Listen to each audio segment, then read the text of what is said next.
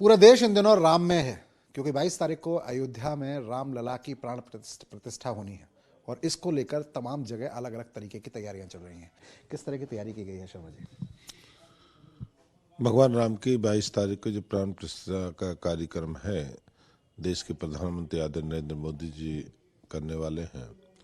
और हरियाणा प्रदेश तो हमारा तो हरियाणा वैसे भी महाभारत का कुरुक्षेत्र का रहा है और धार्मिक स्थली भी है।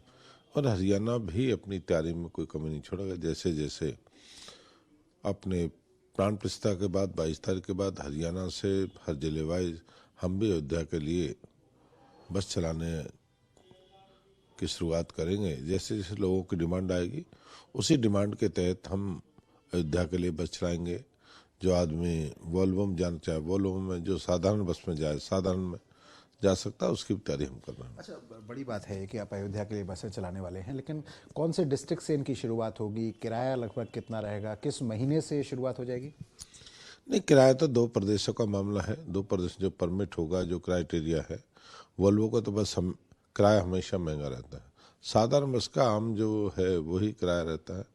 ये भी जो भी परमिट हमें मिलने के बाद, कितने परमिट उत्तर प्रदेश हमको देता है, उस परमिट के शुरुआत के साथ जो बसें होंगी उनकी शुरुआत करेंगे और परमिट आने के बाद ही उनकी शुरुआत होगी। कहाँ से होगी शुरुआत? और शुरुआत तो सबसे पहले गुड़गांव और फरीदाबाद से करेंगे। बहुत बड़े ज़िले हैं और प्रदेश के बहुत लोग रहते, भारत के कोने कोने के लोग रहते हैं जो जाना चाहते हैं कि अयोध्या के हम दर्शन करना चाहें। कोई बंगाली है, कोई मद्रासी है, उड़ीसा है, गुजरात, बंगाल, सारा भारत रहता है। तो इस तरह से शुरुआत हमें गुड़गांव, फरीदाबाद, सोनीपत से हम शुरुआत करेंगे।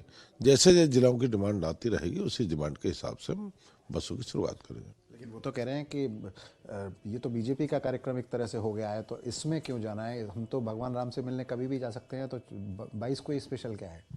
नहीं, भगवान राम समिति ने जो दिए हैं, जो समिति अयोध्या मंदिर समिति, उसके कार्ड है, उसका कार्यक्रम है। और हमारा देश और प्रदेश में हमारा राज है। इसलिए क्या है कि महत्व बन जाता है कि प्रदेश, केंद्र और प्रदेश में जो राज होता है थोड़ी जिम्मेदारी बन जाती है। उसको कहते हैं तो इनका कार्यक्रम है, हमारा नहीं है। भगवान सबके हैं, भगवान 140 करोड़ लोगों के हैं। सबको जाना चाहिए, उनकी कुर्बानियों को भी याद करना चाहिए। जिन लोगों ने कुर्बानियाँ दी थी, जिन लोगों ने कभी कल्पना भी नहीं थी कि मस्जिद या मंदिर बनेगा, अरे जाकर उनकी कुर्बानियों को देखना चाहिए ना। आज कितना बड़ा मंदिर है, देश और दुनिया के लोग आने वाले हैं। बड़ी खुशी होती अगर वो जाने के लिए। तो मैंने कहा आपके चैनल के माध्यम से 22 को कहा जाएंगे। ये तो मैं कह रहा हूँ जाना है ना। ये जब जाएंगे सब कुछ उनसे लुट जाएगा। तो ये कैबिनेट मंत्री मूलचंद शर्मा है, साफ तौर पर एक बात कह रहे हैं कि हरियाणा के परिवहन विभाग ने तमाम तरीके की तैयारी कर ली है और अयोध्या दर्शन आपको हरियाणा का परिवहन विभाग कराएगा। साथ ही साथ विपक्षी पार्टियों पर भी निशाना साधा है और साफ तौर पर एक बात कही है कि जो लोग भगवान राम के मंदिर का न्योता मिलने के बाद भी नहीं जा रहे हैं, उनको वहां जाना चाहिए।